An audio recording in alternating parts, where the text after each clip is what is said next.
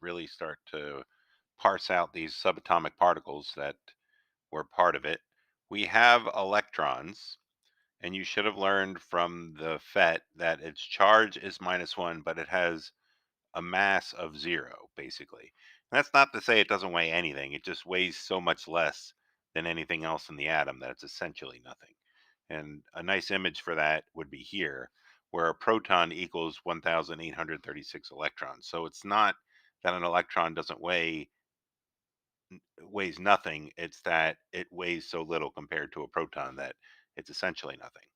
So the things to pay attention to from what we did is the charge comes from the electrons and the protons. The protons have that positive charge, the electrons have that negative charge. Whereas the mass comes from the protons and the neutrons. All right. So the proton isn't the only thing here that has both mass and charge. Electron has charge and neutron has mass, but they don't have either. So we use this AMU, this atomic mass unit, to basically not have to use scientific notation every time we talk about the mass of a proton. Because again, if you look at this, the mass would be right 26 zeros, right? On and on and on and on, a lot of zero, and then 1673 after a whole bunch of zeros. So rather than have to do that every time, we just use this atomic mass unit and we make that equal to 1.673 times 10 to the minus 27 kilograms. All right. So notice that the atomic mass units of a proton and neutron are pretty much similar. So we just call them one, and we call the mass number of the electron 0 because essentially it's, as we talked about, significantly less than the proton and therefore the neutron. All right. So walkaways, electrons have that negative charge. That's why we put that little negative sign. Protons have a positive charge. That's why we put a positive sign. Neutrons have no charge, so they get a little zero. All right. So a little more atomic number. The geniuses who put this together have decided that Z was a good symbol for atomic number, even though there's no Z in there. I will never ask you about that, though. Don't worry about it. It's the number of protons. So the atomic number is the number of protons. And that is what defines the element. Hopefully, you learn that. God willing, you learned that when you did the FET, right? Because as you added protons, you changed the element. In fact, this is even better.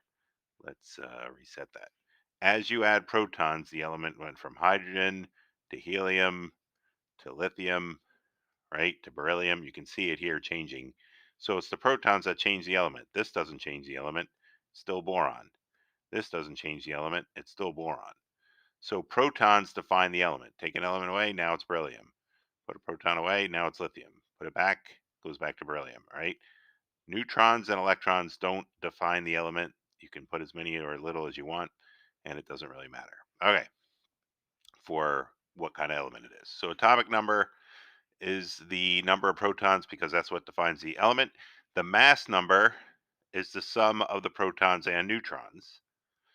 So again, you should have figured that out when you were doing this. Here's the mass number. So if I add a neutron, there's 2. If I add another neutron, now it's 3. If I add another proton, now it's 4. So my mass goes up only with neutrons and protons. It will not change based on how many electrons are in there. And you should have figured that out by doing the thing. So mass number is all about protons and neutrons. And the last thing you should have learned is that the charge is due to the electrons gained or lost. All right. If there's no charge, protons equals electrons. If there is a charge, then one of them is out of balance. Recall from our model of what an atom looks like. Well, let's just do this. Let's do this atom then. This is what an atom looked like. The electrons are the things you lose because they're on the outside. Okay, the electrons are on the outside. You don't really mess with the nucleus. You can pull electrons away or you can put electrons in, but you don't really pull protons out of something. That's because it's in the nucleus. All right. So, moving on.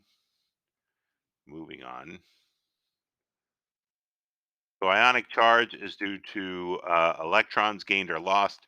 protons. If they equal electrons, then we say it has no charge. So we're going to kind of play that game for the first day, is that we're going to assume there's no charge. So nuclear notation is written such that the mass number A, another bad symbol now that I think about it because there's no A in mass number. Um, and come to think of it, they had an A to use and they didn't use it for atomic number. What were they thinking? All right, getting back to this. Mass number is the number of protons and neutrons. It goes up high. The atomic number, just the number of protons, it goes down low. So the atomic number is down low. The mass number is up high when it's written in nuclear notation. So this is just talking about one atom. If you go to the periodic table, some of you may have learned this already, right? There's this number at the bottom here. That is all the atoms of nitrogen. So this number down here is all the atoms of nitrogen averaged out. We're talking about one atom, so we don't really use that number on the periodic table for just the homework you're going to do about this. That number on the periodic table is significantly more important. We'll talk about that a heck of a lot more, but we are just talking about one atom here, and such that we had to bring up that. All right. So that's one atom. I had to turn it red. So this is just one atom. All right. So when we're talking about things Dalton got wrong, he said atoms of the same element are exactly alike. That's not exactly true. There's things called isotopes, which have the same number of protons but different neutrons. So that's not exactly alike. And then there's also things called ions, which have the same protons but different electrons.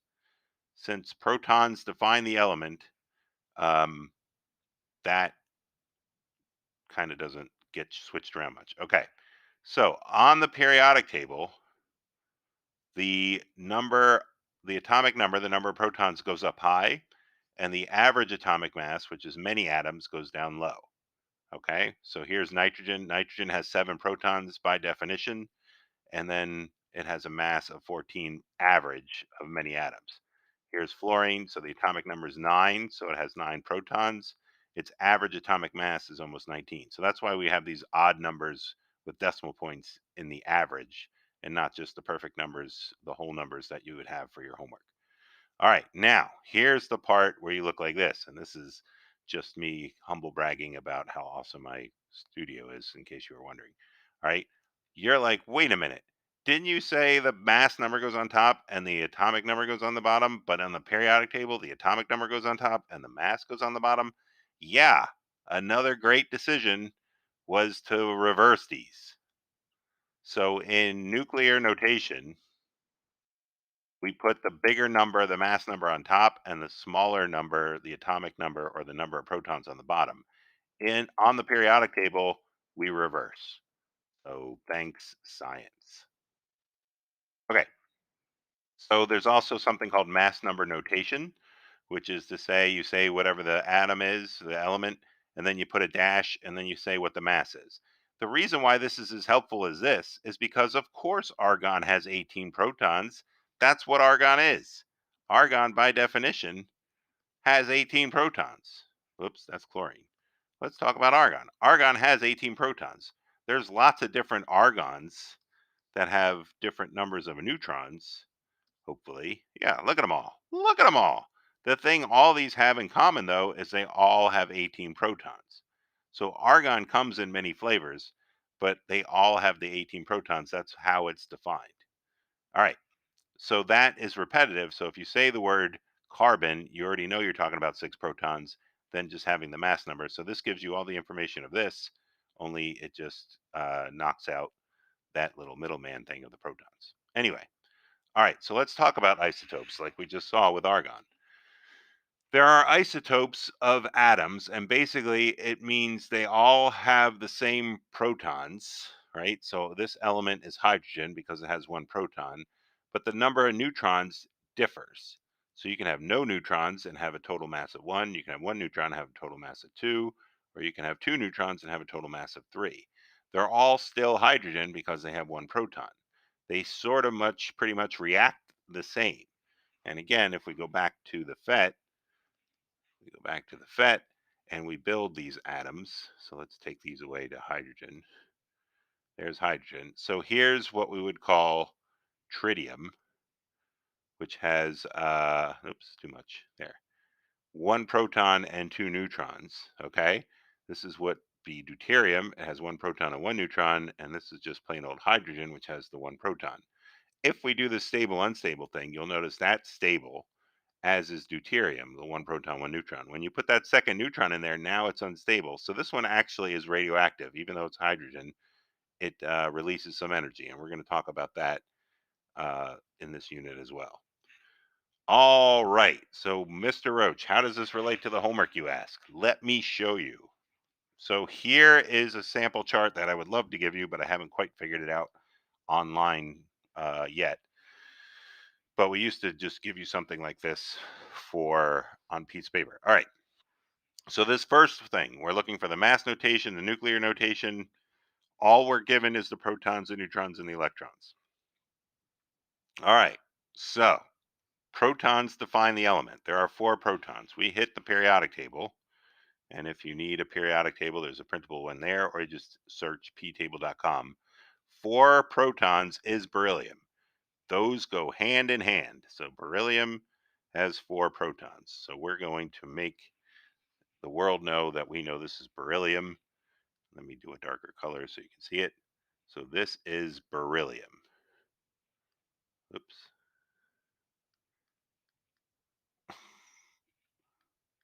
There you go. How's that for chicken scratch? All right. So that is what that is. That's beryllium. Now the protons and the neutrons combine to give you the mass. So these two numbers, the protons and the neutrons, combine to give you the mass number. So 4 plus 5 equals 9. So our mass number is 9. So that's beryllium 9. And then we would put in the nuclear notation, we want the number of the mass on the top, and we want the number of protons on the bottom. So we would want that 9 up top. We would want those protons down here. So that is our nuclear notation for beryllium. The charge comes from, oops, didn't want to do that. All right. So the charge comes from, I guess I haven't used light blue yet. So the charge comes from the electrons and the protons. In this case, they're equal. So therefore, the charge would be 0. All right. So again, thinking back on what we did here, if we have 4 electrons and we have 4 protons, let's ignore that, and we have some neutrons. All right, so if we have 4 protons and 4 electrons, the net charge is 0 because they're equal. There's one for every one. Right? So it's unfortunate that we use the plus and the minus. It would be better if we said male or female or Republican and Democrat, or, up or down, because this tends to confuse people about, is there math involved? And it's really not. It's just a matter of who won the election here. And the election here was a tie. So nobody won. There was a 0 charge. If we add an electron, now the blue won by 1, right? So this is just saying the blues won by 1. And if we put 2 more protons in there, this would be saying that the reds won by 1 because there's 1 more proton than electron. All right. So getting back to this, that's how we fill that out. So let's do this next one. Oxygen.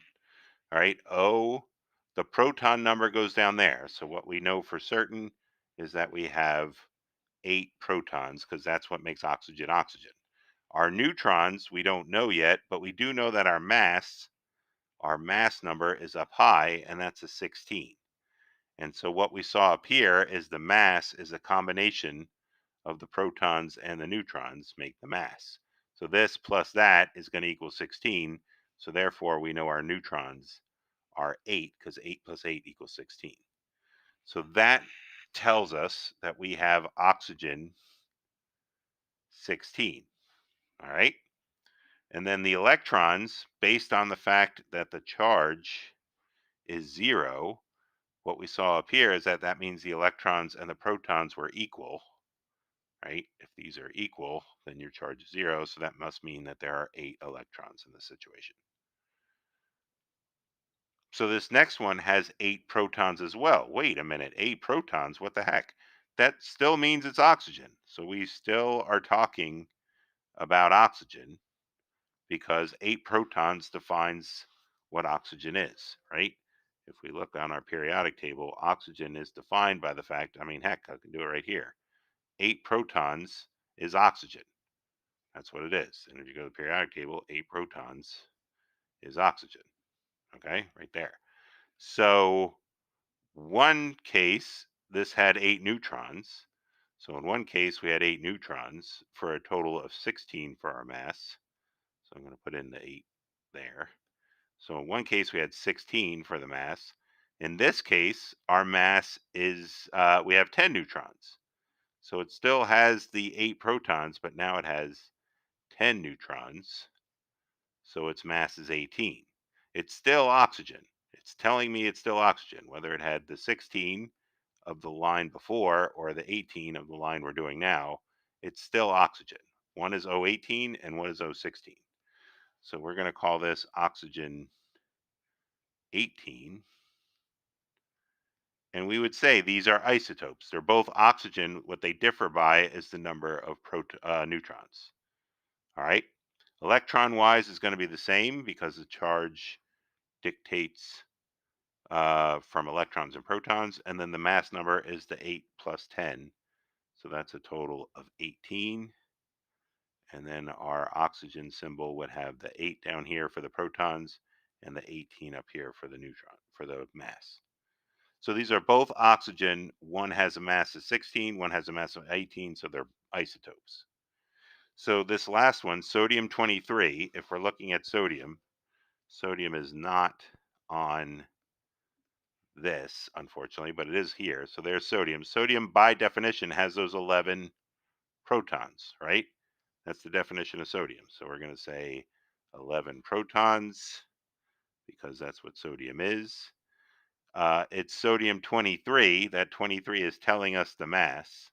So that goes over here. And remember that mass comes from the neutrons and the protons.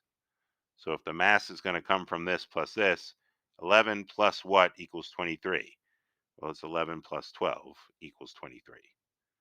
So we're talking about sodium, which has a symbol of Na. There are 11 protons always for sodium, and there are 23 total massive things in there. Now notice here, this has a charge of +1. So we played a little game here. I kind of stung you a little bit. So this is a +1 charge. So a +1 charge means the electrons and protons are not the same. So if we have a +1 charge, right? If we have a +1 charge, then we've lost an electron because we can't take away. That does not want to go there, does it? Stay there. Okay. Um, we can't take away protons because then we'll change sodium to something else. But if you take away an electron, now the pluses are winning by 1. So it's a +1 charge. So we're going to take away 1 electron in this case from equal. So equal would have been 11. Taking 1 away would mean we have 10 electrons. All right, so that's going to be your homework. You're going to try to fill out one of these charts, and I will have office hours if you need any help.